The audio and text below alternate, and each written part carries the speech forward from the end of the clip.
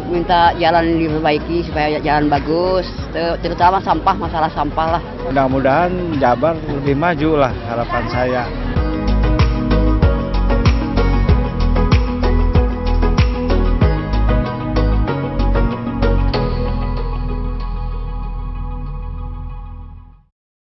Menjadi provinsi dengan jumlah penduduk yang besar, tentunya banyak berbagai macam tantangan dan juga dinamika. Itu pula yang terjadi di Jawa Barat.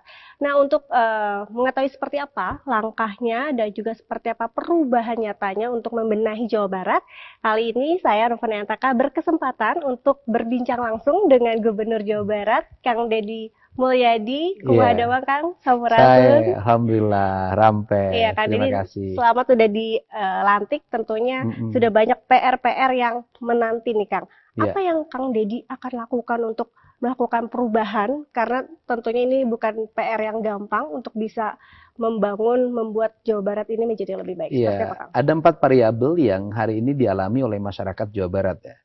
Yang pertama adalah kerusakan alam. Kita tahu Puncak mengalami alih fungsi berdampak banjir ke Bogor.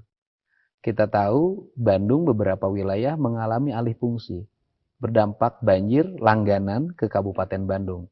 Sungai-sungai yang ada di Jawa Barat mengalami penyempitan. Sungai-sungai mengalami pendangkalan. Kemudian perilaku buruk masyarakatnya akut, membuang sampah ke sungai, kemudian membangun tanpa ukuran, berakibat kesemrawutan penataan lingkungan di Jawa Barat, dan ini tugas berat. Karena apa? Karena isu lingkungan kurang menarik bagi kehidupan masyarakat kita. Nah, tetapi saya dari dulu selalu konsisten, saya selalu berangkat dari hal-hal yang orang tidak menarik melakukan. Terus kemudian, hutan-hutannya juga mengalami alih fungsi, menjadi komersial, memiliki aspek ekonomi, kemudian orang hanya mengejar rentenya saja, yaitu rente pengembangan pariwisata dengan memanfaatkan alam, membangun tempat-tempat pariwisata, tapi tidak peduli terhadap apa yang menjadi sumber hulunya. Sehingga saya ingin pertama memperbaiki sumber hulu di Jawa Barat, memperbaiki hulu sungai, memperbaiki gunung, memperbaiki area sawah, dan kemudian yang berikutnya, tetapi dalam jangka pendek, kita dihadapkan pada fakta, bahwa hari ini nggak bisa ngomong lagi masa depan. Kita harus membereskan hari ini, yaitu banjir. Sehingga tindakan-tindakan yang mahal mungkin akan saya lakukan. Tindakan mahal itu misalnya pelebaran sungai itu mahal, karena harus melakukan pembebasan tanah seperti nanti di Bekasi. Kemudian pengerukan sungai itu mahal, tetapi harus kita lakukan karena faktanya hari ini rakyatnya kebanjiran. Kenapa rakyatnya kebanjiran? Karena lingkungannya yang bukan peruntukan untuk bangunan digunakan untuk bangunan. Itu pertama. Yang kedua, kita dihadapkan pada infrastruktur yang buruk, ya, jalan-jalan buruk. Jalan bukan hanya dikeluhkan jalan menuju hutan, menuju perkampungan. Jalan di area industri itu hancur-hancur. Sehingga kita hari ini melakukan perubahan alokasi pembiayaan diarahkan pada pembangunan infrastruktur. Baik buruknya jalan, buruknya ruang sekolah, buruknya sanitasi lingkungan. Termasuk masih buruknya rumah-rumah warga yang miskin. Yang ketiga, kita diharapkan juga pada tantangan di mana masyarakat Jabar hari ini berperilaku yang sangat boros, malas. Itu perilaku buruk itu tertanam sejak kecil. Karena itu sudah menjadi kebudayaan. Karena menjadi kebudayaan, pada akhirnya di beberapa wilayah menjadi pemalas. Kemudian hidup dengan berbagai fasilitas, motor, mobil, kemudian handphone, dan berbagai jaringan internet lainnya yang memanjakan mereka. Tetapi seluruh kemanjaan itu kan harus diimbangi oleh kecermatan, kecerdasan, dan kemudian juga diimbangi oleh bagaimana dia hidupnya itu selalu menjadi terdepan. Maka saya merubah misalnya pola kantor di bulan puasa dari jam 8 menjadi setengah 7. Ia marah. Sekolah misalnya dari jam 8 menjadi setengah 7. Ia marah. Tetapi ya saya nggak apa-apa karena saya lagi membangunkan orang tidur. Jadi orang tidur ketika dia dibangun tuh marah. Dia bangun, kayak hudang, itu marah. Nah hari ini saya dimarahin oleh ASN, saya dimarahin oleh anak sekolah, nggak apa-apa karena mereka lagi pada tidur. Saya lagi membangunkan mereka. Nah kemudian yang keempat, kita dihadapkan juga sudah mengklaim menjadi kawasan industri, tapi perilakunya bukan industri. Perilaku bukan industri bagaimana? Pola hidupnya masih malak, masih budaya proposal, masih budaya neken. Itu bukan perilaku industri. Nah, ini juga harus dirubah ya dengan saya membuat disebut dengan Jabar Manunggal, yaitu operasi yang dilakukan untuk menekan premanisme, menekan perilaku ormas-ormas ya, yang memiliki intervensi terhadap proses produksi, yang berdampak inefisiensi pada proses produk industri. Nah, keempatnya kan harus berjalan dalam waktu cepat. Saya biasanya orang itu bertahap, saya melakukan ini bersamaan. Saya melakukan bersamaan, saya mengefisiensikan anggaran, saya membuat gerakan anti radikalisme premanisme, saya membuat gerakan untuk bagaimana melakukan penyadaran orang terhadap lingkungan, saya melakukan gerakan bagaimana mengantisipasi banjir. Karena untuk itu diperlukan kemampuan kita untuk mengorkestrasi ya. Saya kebetulan hari ini para bupatinya dekat, wali kotanya dekat, para kepala desanya dekat. Jadi saya mendesain ini itu menggerakkannya lebih mudah dan membuat kesan lebih mudah. Kalau kayak ini berkaitan dengan banjir begitu, langkah sudah dilakukan secara masif begitu. Apa update terkini? Apakah sudah terkoordinasi dengan semua Sudah pihak? terkoordinasi ya dengan Bupati Bogor, dengan Bupati Karawang, dengan Bupati Bekasi, dengan Wali Kota Bogor, Wali Kota Bandung, Bupati Bandung, Bupati Cirebon. Saya sudah terkoneksi pikiran saya. Tinggal nantikan kalau jangka pendek sekarang kan kita bagaimana memenuhi kebutuhan pangan mereka kan. Tetapi dalam waktu relatif tidak terlalu lama saya akan membangunkan rumah panggung. Hari ini saya sudah membuat estimasi alokasi untuk 1.000. Tapi bisa jadi bertambah menjadi 4.000. Karena nanti di daerah aliran sungai itu yang memang masyarakatnya masyarakat menengah ke bawah itu akan kita buatkan rumah panggung yang hidup sudah di situ. Tapi untuk daerah-daerah yang itu perumahan, yang itu komersial, yang dibangun oleh developer, maka saya akan meminta BPK melakukan audit terhadap para pengembang itu. Saya akan minta Kementerian Lingkungan Hidup untuk melakukan audit. Dan yang paling utama adalah di hari Selasa nanti kita akan melakukan evaluasi tata ruang Provinsi Jawa Barat bersama Menteri ATR BPN. Nah, ini penting dievaluasi. Karena apa?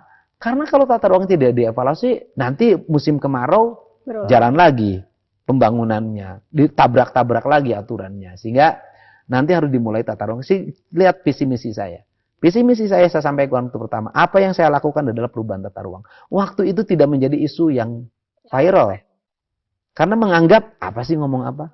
Nah hari ini baru terasa apa yang saya omongin dulu. Oke, Kang ini menarik. Kang konsen terhadap infrastruktur. Tadi infrastruktur kan bukan hanya untuk aksesibilitas bagi masyarakat saja, tapi salah satu yang menjadi poin pentingnya adalah terkadang infrastruktur ini kayak tadi pembangunan tata ruang segala macam ada peran dari kebijakan dalam arti kepala daerah yang mengizinkan misalnya pembangunan di hutan tersebut. Apakah nantinya Kang Deddy sebagai gubernur ini saya akan tahu memberikan saya hari sanksi? ini sudah membuat pergub akan saya tanda tangani nanti sore tentang larangan alih fungsi lahan perkebunan, lahan kehutanan, sumber mata air, daerah aliran sungai, kemudian area pesawahan untuk kepentingan-kepentingan di luar peruntukannya. Jika ada yang melanggar, sanksi tegas kepada Ya daerah tersebut. tegas dong, dibongkar dong. Kalau berarti kan kalau melanggar tanpa IMB, kalau melanggar tanpa izin lokasi, dibongkar dong. Jangankan yang nanti akan dibangun, yang sudah dibangun pun hari ini, yang tanpa IMB, yang melanggar izin lokasi, saya akan bongkar. Nah saya melihat justru hari ini banyak ASN yang berkomentar di media sosial, tidak terlihat sumpah jabatannya. Tidak terlihat kesetiaan pada negaranya. Dia hanya ingin menikmati tunjangan kinerja. Tapi dia tidak mau menikmati bagaimana pedihnya. Ini harus dirubah mindset.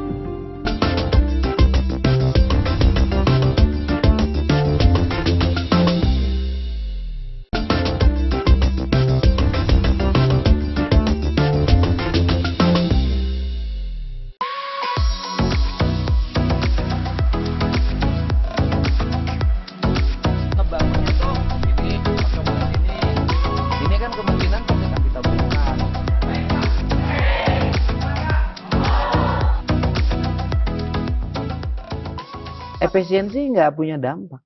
Di mana letaknya efisiensi punya dampak buruk? Nggak ada kok. Justru yang saya lakukan adalah realokasi anggaran. Realokasi ternyata. Kan tidak berdampak buruk. Saya contoh.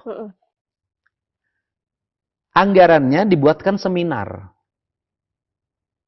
Punya nggak dampak positif? Bisa jadi berdampak, tapi kapan? Betul. Anggaran seminar saya buatin ruang kelas. Gitu loh. Kemudian anggaran TIK untuk dinas pendidikan, saya rubah menjadi bangun sekolah. TIK-nya 930 miliar. Nggak main-main loh. Saya buatin ruang kelas baru. Menjadi 1,2 triliun. Kan berdampak positif. Apakah berdampak ekonomi? Ekonomi dong. Kalau saya bangun kelas, tukang kayu laku. Kalau saya bangun kelas, tukang pasir laku. Tukang batu laku. Tukang genteng laku. Tukang besi laku. Toko besi laku. Kuli bangunan laku. Transportasi publik laku. Karena harus diangkut. Nah kemudian kalau ada sekolah, nanti anak-anak sekolah naik mobil umum laku. Jadi positif. Nah, sehingga kalau saya punya hitungan misalnya dari inefisiensi, anggaran Provinsi Jawa Barat inefisiensinya itu 5,4 triliun. Kemudian menjadi efisien dan menjadi produktif, punya outcome, punya output dan punya benefit atau output outcome benefit. Itu menjadi 5,4 triliun itu menjadi sesuatu bagi kepentingan masyarakat. Anggaran jalan, ini efisiensi. Dulunya 600, saya bikin 2,4 triliun. Kan ini akan menunjang transportasi publik, hidupnya pasar, hidupnya industri, efisiensi sarana angkutan umum, bannya tidak mudah rusak, BBM-nya lebih irit. Kemudian saya merubah misalnya anggaran untuk PJU dari 40 miliar menjadi 600 miliar. Kan menjadi efisien tuh. Jalan menjadi terang, kemudian tukang las laku, lampu laku, kemudian energi matahari ada maknanya jadi listrik ketika malam hari. Walaupun ada masih berlaku buruk, yaitu PJU yang dibuat dengan tenaga matahari selalu mati. Kenapa? Baterainya ada yang nyuri. Oke, artinya realokasi dengan pos-pos yang tepat itu menjadi kuncinya. Ya kunci dong. Saya kan terbiasa, saya gini loh. Saya hari ini dikasih anggaran 32 triliun. 31 sampai 32. Iya bagi saya berkah. Dulu saya dikasih anggaran 800 miliar di Purwakarta waktu awal. Saya bisa rubah.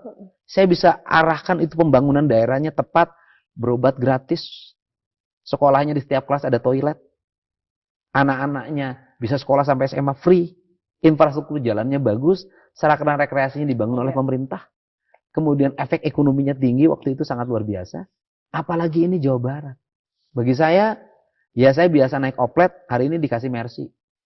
Ya udah jus. Artinya optimis ya Kang, kalau misalnya kita lihat dari data, Jawa Barat adalah peringkat pertama provinsi yang punya investasinya besar dibandingkan DKI. Kalau nggak salah 251 triliun, kemudian baru menyusul DKI 241 triliun. Artinya dengan konsep yang Kang Deddy buat, efisiensi atau fokus ini dengan penempatan anggaran di pos-pos yang tepat ini artinya bisa tetap di posisi pertama bahkan bisa mencapai lebih. Kalau coba hari ini mana sih provinsi yang akan menyiapkan alokasi untuk pelindungan investasi? Saya menyiapkan bukan hanya infrastruktur yang akan gini. Anda bangun pabrik, saya bangunin jalan. Anda bangunin pabrik, saya bangunin jaringan air bersih. Anda bangun pabrik bila perlu, kalau PLN-nya oke, saya bangunin jaringan listrik. Kan itu yang kita lakukan oleh provinsi. Nah, setelah itu kita berikan jaminan keamanan. Tentara, polisinya, kita siapkan biaya operasional untuk menunjang investasi. Tetapi di situ keadilannya harus dibangun dong. Apa keadilannya? Ya kalau warga Jabar, kemudian dia industrinya di Jabar, PPh-nya jangan ditarik menjadi Jakarta bagi hasilnya dong. Kasihkan lagi ke sini gitu loh. Jangan hanya karena gara-gara kantor pusat perusahaannya di Jakarta, terus dana hasilnya bagi hasilnya diberikan kepada Pemprov DKI Jakarta. Nggak boleh dong begitu. Kan kita yang menyiapkan infrastrukturnya, kan kita yang kebagian bau limbahnya, kan kita yang kalau berdemo berjilid-jilid kebagian macetnya. Ya tentunya seluruh dana bagi hasil pajak itu akan kita optimalkan untuk kepentingan masyarakat lagi. Berarti bisa lebih dari 251 T dibandingkan dengan tahun sebelumnya. Saya bisa, ya kan, asalkan iklim nasionalnya baik. Itu intinya iklim nasionalnya baik. Ya kan, asal baik. Iklim nasionalnya baik, karena daerah itu kan tergantung iklim nasional. Mudah-mudahan di nasionalnya dengan kepemimpinan Pak Prabowo, saya meyakini betul bahwa grafik ekonomi akan mengalami pertumbuhan yang lebih baik. Kang, menarik kalau dari kepala daerah kan Kang Deddy punya nilai-nilai yang bisa dikatakan berbeda, unik karena melandaskan nilai-nilai kesundaan, kemudian martabat tanah Sundanya juga cukup dibangun. Sebenarnya apa yang ingin Kang Deddy bentuk di masyarakat Jawa Barat dan nilai apa yang ingin dihidupkan Kang? Yang mungkin orang pengen Tahu. Begini, kita ini kan kalau membangun harus ada spiritnya. Mm. Karena saya gubernur Jawa Barat, ya spiritnya adalah spirit tanah Sunda. Itu yang menjadi spirit kita. Gak ada negara yang dia memiliki kekualifikasi pembangunan yang tinggi tanpa spirit negara. Amerika itu tumbuh karena spirit negaranya. Tiongkok karena spirit negaranya. Rusia hari ini karena spirit negaranya. Ya saya hari ini sebagai bagian dari negara kesatuan Republik Indonesia, memimpin Jawa Barat, saya harus memilih dong spirit tanah Sunda sebagai spirit kemajuan, spirit kesuksesan, spirit kebahagiaan, spirit kesejahteraan. Jadi kalau sekarang itu saya lihat, sedih saya. Baca, saya ini pegawai negeri ASN, saya ini spesial. Jam kerja saya harus berbeda dengan buruh pabrik. Loh, Anda, ASN, justru Anda itu berbeda dengan buruh pabrik. Kenapa? Buruh pabrik hanya terikat oleh produksi. ASN terikat oleh negara.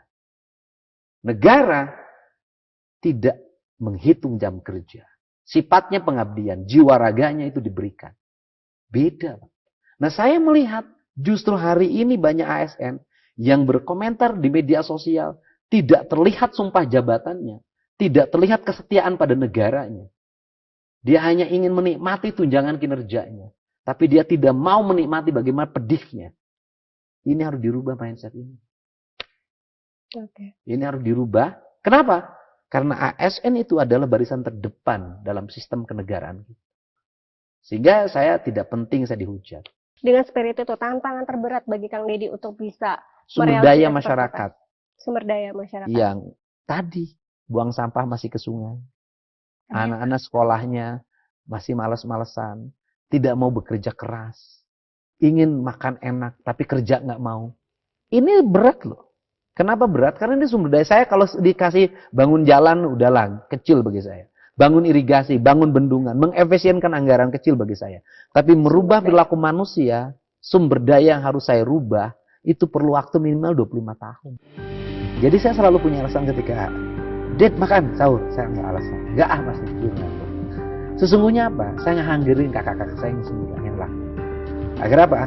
Karena ibu saya sayang banget sama saya. Pasti saya diutamakan.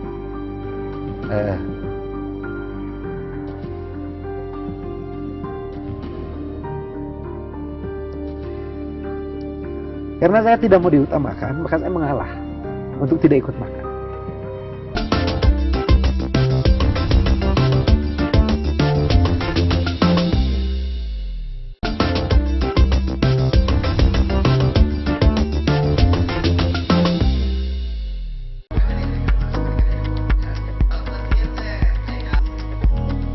Nah, kali ini saya di Gedung Pakuan di Bandung tepatnya, yaitu di rumah dan juga kantor dinas Gubernur Jawa Barat Deddy Mulyadi. Di mana saat ini di bulan Ramadan ini Gubernur Jawa Barat Deddy Mulyadi mengadakan buka bersama dengan warga masyarakat di Jawa Barat. Nah, kira-kira seperti apa kehangatannya dan juga keseruannya? Ikuti saya.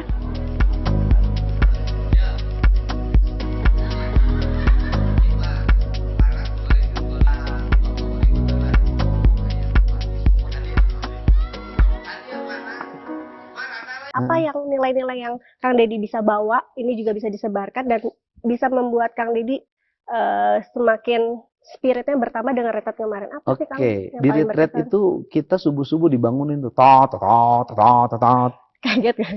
Ya, enggak lah, kalau saya emang Udah terbiasa biasa, hidup biasa oke. ya kan. Sebelum tot-tot berbunyi saya udah bangun, gitu loh. Terus habis itu harus mandi. Habis itu harus olahraga. Oke. Dan itu dilakukan oleh Akademi Militer, oleh Akademi Kepolisian, oleh Akademi Angkatan Darat, Angkatan Laut, Angkatan Udara, Angkatan Darat, Akademi Militer namanya. Pertanyaannya adalah, itu berlaku nggak sih sekarang pada anak-anak sekolah kita? Enggak sih. Kan nggak. Akhirnya kan sumber daya kepemimpinan itu selalu Akademi Militer, Akademi Angkatan Darat, Angkatan Laut, Angkatan Udara. Kita jujur deh. Kemudian, walaupun nanti tumbuh juga kan dari aktivis. Kayak saya kan lahir dari aktivis. Kemudian, sekolah kan ada tuh Pak Prabowo sudah melopori dari dulu. SMA Taruna Nusantara. Akademi Pertahanan. Kan membentuk sumber daya itu. Kalau hanya itu yang membentuk, kasihan dong yang tidak terbentuk. Mereka menjadi kelompok kalah, tertinggal. Maka saya akan itu tadi memasukkan wajib militer dalam pendidikan SMA. sekolah. SMA dan SK SMA. seluruh Jawa Barat. Kenapa? Agar mereka menjadi bagian yang terbangun sumber dayanya. Jangan juga saya dimarahin. Kang Deddy kok membuat itu. Tujuannya apa? Menghilangkan kebebasan anak-anak sekolah. Lalu kenapa SMA Taruna Nusantara boleh? Kenapa boarding school boleh? Kenapa pesantren boleh? Pesantren kan sama, dibangunkan subuh, suruh mandi. Tengah malam lagi suruh mandi kalau di pesantren. Nah, pesantren kan sama. Kalau hari ini orang protes, 6:30 kok udah belajar. Pesantren itu jam 4 kok udah belajar. Apa yang dilakukan oleh pesantren kan banyak yang berhasil. Nah, apa yang dilakukan oleh Taruna Nusantara itu udah banyak menteri Taruna Nusantara. Apa yang dilakukan oleh Akademi Militer, Akademi Angkatan Darat, Laut Udara, udah deh banyak banget. Tetapi juga banyak dilakukan oleh kampus kan. Banyak juga kan. Tetapi kan mereka yang dilakukan oleh kampus juga kan melalui proses internalisasi pendidikan keluarganya baik. Dulunya adalah aktivis. Panjang juga. Panjang, nggak ujung-ujung. Kalau ke masa depan maka harus ada contoh. Jepang. Bagaimana pendidikan anak Jepang? Kan sama. Disiplin kayak Akademi Angkatan Darat, Akademi Militer. Oke, yang berhasil Tiongkok. Kan sama. Betul. Yang berhasil Korea kan sama gitu loh. Finlandia kan sama. Lah sudah. Terus kita kalau hari ini mau malas-malasan, mau punya prinsip sendiri, terus kutub kita ini mana sih? Nggak ada kutubnya. Dan saya nggak mau lagi nanti di handphone diperbandingkan. Anak Cina lagi bikin bangunan. Anak Jepang bikin robot. Anak Indonesia lagi joget-joget. Kang, tadi selain itu yang berkesan, kalau nggak salah dulu kita sempat wawancara, Kang Deddy punya cita-cita jadi angkatan, tapi karena kalau nggak salah beratnya kurang. Kurang gitu, 47 kg. Apakah itu mengobati pas di sana? Oh iya, Gimana saya tuh, bangga Kang, dong. cerita? Dulu saya ingin jadi tentara lewat Akademi Militer, ya kan? Nggak lulus. Sekarang saya bisa masuk ke situ, bisa tidur tuh. Pakai bajunya juga. Pakai baju. Dan kemudian bisa makan di tempat makan yang pernah perwira-perwira jenderal-jenderal tuh makan di situ. Dalam posisi udah gubernur. Ya alhamdulillah. Ya jadi kan? mimpinya Makanya kan postingan saya itu kan saya dulu pengen ke sini, saya ke sini ya. Seneng lah gitu. Makanya saya menikmati betul. Saya tuh ketika di retreat itu apa namanya? Jam 4 bangun, jam 5 itu saya udah jalan kaki 2 jam. Tuh orang udah pada tahu saya jalan tuh keliling tenda itu 2 jam. Berkeringat, push up 50 kali.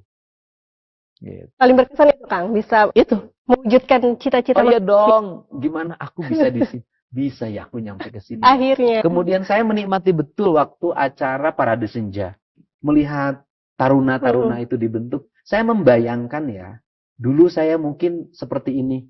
Gitu loh kalau masuk. Kayak mereka loh. Gitu kan gagah, tegap, berwibawa. Gitu. Punya masa depan, punya visi. Saya waktu itu malah terbayang apa? Kalau anak-anak Jawa Barat yang sekolah SMA dan SMK itu nanti terbentuk poster seperti itu, berat badannya cukup, fisiknya baik, dia masuk industri, dia kuat, dia masuk kedokteran hebat, dia masuk politisi, dia punya wawasan. Tentunya ini sebuah kebahagiaan. Kang, ini bulan Ramadan, apa sih makna Ramadan buat Kang Deddy? Kang Deddy juga kalau saya lihat perjalanannya cukup panjang untuk bisa sampai posisi sekarang. Bahkan kalau saya pernah baca, Kang Deddy pernah beli domba, 2 domba, kemudian ada sang ibu yang luar biasa memberikan spirit, bahkan pernah jual es bonbon, jadi tukang ojek. Itu gimana, Kang? Sampai membentuk seorang Kang Deddy yang gini loh, puasa sampai itu titik kan, ini. Puasa itu kan pembentukan karakter ya. Kata orang Sunda begini sederhana. Kalau lamun hayang hirup nanyung kudu cile kental puji. Apa itu artinya? Kalau kita ingin sampai ke puncak, maka kita harus mengurangi tidur dan mengurangi makan. Jadi bagi saya, puasa Ramadan itu hanya bagian kecil saja dari proses spiritualitas manusia yang harus dia lewati. Puasa Ramadan kita itu gampang. Pagi sahur, sore buka, pasti. Makanannya ada, ritmenya ada. Pertanyaannya adalah, mereka yang mengalami penderitaan, menahan lapar, kemudian tanpa ada kepastian apakah akan ada yang bisa dimakan. Kan banyak yang dilewati itu. Nah, saya termasuk orang yang barangkali yang sejak berpuasa dulu, yang mengalami itu, hidup tidak punya kepastian, tidak makan 3 hari 3 malam, tidak menemukan apapun kecuali minum air putih. Kemudian juga saya puasa dulu tidak ada pasti. Saya subuh-subuh tidak makan. Ya kan? Karena apa? Karena anaknya 9. Saya itu di antara keluarga itu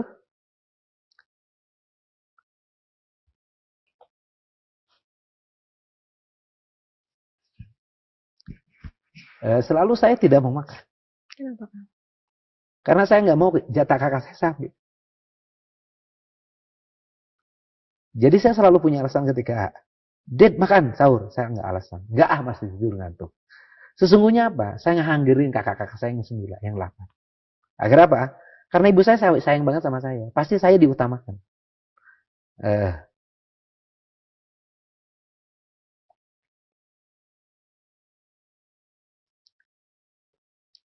Karena saya tidak mau diutamakan, maka saya mengalah untuk tidak ikut makan. Dan kebiasaan itu sampai sekarang. Saya tidak pernah sahur sampai hari ini. Iya, saya selalu hanya minum air putih. Jadi termasuk tadi, saya jam 4 kurang seperempat, saya hanya minum air putih saja. Terus itu mandi, sholat subuh, saya langsung berangkat ke sini. Jadi ya, dan Anda bisa lihat loh, tubuh saya tidak pernah kelihatan puasa. Karena saya sudah terlalu terbiasa. Jadi semakin banyak aktivitas, semakin tinggi daya tahan tubuh saya. Gitu loh. Jadi bagi saya puasa nggak ada alasan saya menurunkan tensi. Bagi saya puasa nggak ada alasan bagi kita untuk mengurangi jam kerja. Nggak ada alasan bagi saya. Kang, nih target Kang Deddy ke depan harapannya apa? Kemudian nanti seperti apa nanti ritme kerja Kang Deddy? Apakah berkantor di sini atau nanti seperti Saya global? berkantor di seluruh alam Jawa Barat. Udah. Di seluruh alam Jawa Seluruh saya Barat. berkantor. Jadi nggak ada kantor, Bumi Jawa Baratnya tempat kantor saya. nggak ada kantor pastinya gubernur di sini. Alah, nggak. Saya mana ada di meja saya tulisan gubernur, saya nggak mau. Nggak ada. Terlalu formal. Saya muter aja kerjanya. Kan hari ini coba, ngapain hari ini harus ada kantor, saya ngantor. Kenapa? Nana tangan sudah digital kok. Ngapain? Loh, ini sekdanya pinter, para asistennya pinter, para kepalanya pinter. Kan enak saya perintah hari ini, begini ya perintah hari ini. Dalam waktu 10 menit sudah keluar suratnya. Pak, surat sudah keluar edar. Sehari saya bisa 5-7 bikin surat edaran. Di mobil. Oke, saya baca, oke, jalan. Prinsip dasarnya ini. Ini teknologi sudah maju, masih ribut ngurusin kantor. Apa nih Kang harapannya untuk masyarakat Jawa Barat, kemudian targetnya Kang Deddy mungkin 5 tahun nanti atau apa? Pokoknya saya mah targetnya gini lah. Masyarakat Jawa Barat ke depan menjadi provinsi yang gemah ripah repeh rapi, provinsi yang disegani, dan provinsi yang paling istimewa di seluruh Indonesia. Atur nuhun Kang, semoga terrealisasi dan Amin. Jawa Barat masyarakatnya lebih sejahtera, terus lingkungan dan semuanya lebih baik. Ya, Amin. yang paling Ya Rabbal utama Alamin. kesejahteraan masyarakat Jawa Barat hanya akan dicapai oleh masyarakat Jawa Barat itu sendiri. Kita Tugas tunggu pemimpin janjinya. hanya memfasilitasi. Amin. Kita tunggu janjinya Kang Deddy. Amin. Masyarakat kini menaruh harapan besar kepada Gubernur Jawa Barat, Deddy Mulyadi, untuk bisa membawa perubahan yang nyata bagi masyarakat. Sejatinya, pemerintahan yang sukses bukanlah pemerintahan yang mencari glorifikasi saat masa jabatan. Tetapi pemerintahan yang sukses adalah pemerintahan yang membangun fondasi dasar yang kuat bagi masa depan.